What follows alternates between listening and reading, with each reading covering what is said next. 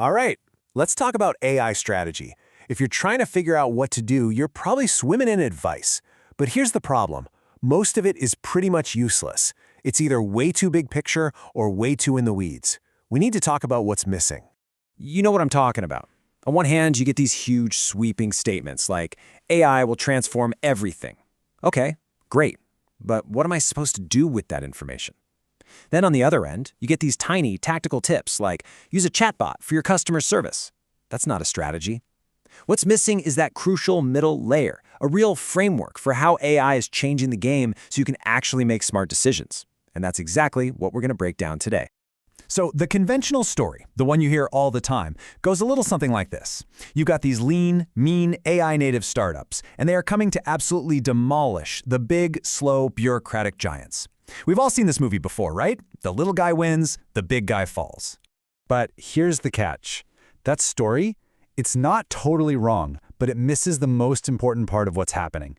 The truth is, the giants are not nearly as vulnerable as everyone thinks, and the startups, they're not as big a threat as they seem. The real chaos, the real danger zone, is somewhere else entirely. The businesses that are in the most trouble right now, they aren't the tiny startups and they aren't the huge corporations. No, they're the companies caught right smack in the middle. They are getting squeezed from both sides. And honestly, there's no obvious way out. So what does this squeeze actually look like? Well, from below, you've got these tiny teams, maybe 2 or 3 people, armed with unbelievable AI tools, and they can now churn out work that is practically indistinguishable from what a much bigger, more expensive firm produces, and they can do it way faster and for a fraction of the price. And then, squeezing from above, you've got the giants. Now, their advantage isn't about being fast or innovative. It's about their massive built-in distribution, their bundled services that make it impossible for clients to leave, and their powerful brand names. These are deep, structural advantages that a medium-sized company just can't compete with. This puts those mid-tier service firms in a really tough spot. Think about a 40-person marketing agency that's built its name on being professional and reliable, or that 15-year-old IT consulting firm that serves other mid-sized companies. All of a sudden, they can't compete on price with the lean little startups, and they don't have the scale to compete with the giants. They're just stuck. To really understand why this is happening, and more importantly, what to do about it, we need a completely new way of thinking.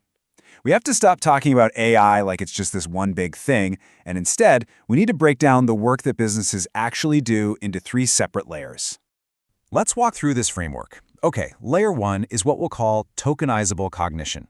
This is any thinking work that can be turned into text, drafting emails, analyzing data, writing code.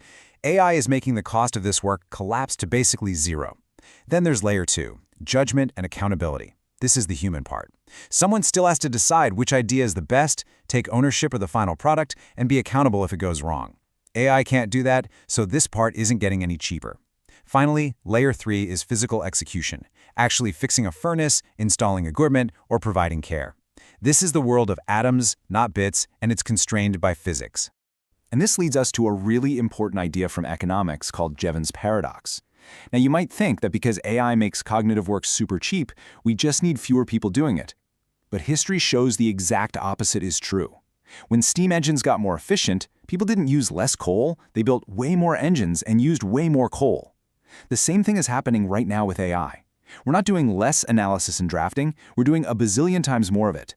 And this explosion of cheap layer 1 work means the human bottleneck moves squarely onto layer 2, judgment. So when you take this 3-layer model and apply it to the whole economy, you start to see this massive split happening. It's creating what you can think of as a barbell economy. 2 completely different competitive worlds at each end, with almost nothing left in the middle. On one end of the barbell, you have the digital markets. In this world, AI is making baseline quality a commodity. Competition is absolutely vicious, and like we said, the middle is just getting crushed. But on the other end of the barbell, you have physical local businesses. For them, AI is actually a huge help. It lowers all their administrative costs, but it doesn't really crank up the competition. In fact, many of these businesses will do better than ever.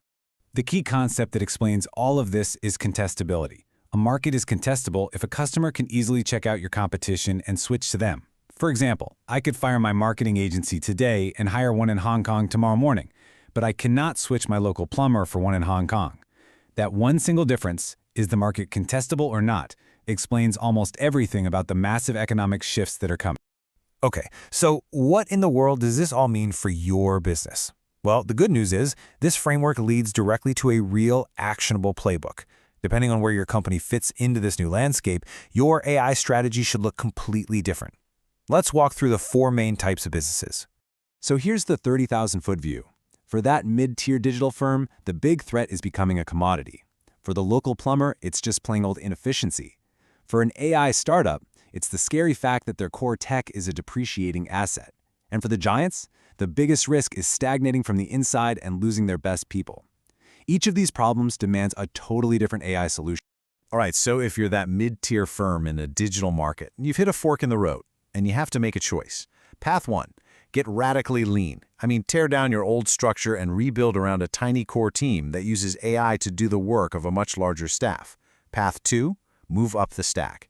Get out of the business of selling Layer 1 cognitive work and start selling high-level, Layer 2 judgment, strategy, and accountability. And this right here, this is the death trap. It's trying to do neither of those things. If you just use AI to make your old, bloated 50-person company 20% more efficient, you're toast. You won't be cheap enough to compete with the lean teams, and you won't be special enough to charge a premium. You're just dying slower. Now, if your business is in the atoms economy, a plumber, a dentist, a specialty contractor, your strategy is way, way simpler. Don't listen to all the hype about a complete AI transformation. Your core business model isn't under threat. Just focus your AI spending on making your back office more efficient. Automate your scheduling, your invoicing, your customer reminders. Just lower your overhead. For all the AI startups out there, you need to hear this. Pure cognitive production, just making stuff with AI, is a depreciating asset. If your only value is, we use AI to make X cheaper, you're selling a commodity and it's a race to the bottom. Your real defensible moat is in owning the messy Layer 2 bottlenecks. Run towards things like compliance, audit trails, workflow management, and taking on liability. That's where you build a business that lasts. And finally, for the industry giants. Look, your massive distribution network is a powerful moat that protects you from a head-on attack. Your biggest risk is internal. You're going to lose your best, most innovative people to nimble startups, and you'll get slowly eaten away by 1,000 tiny competitors. So your main AI investment has to be about keeping your top talent and giving them the tools and freedom to innovate inside your own walls.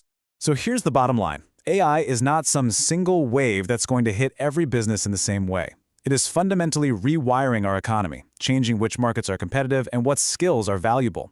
The real threat isn't the technology itself. The real threat is not having a crystal clear understanding of where your business fits into this new landscape. So the question you have to ask yourself is, where do you stand?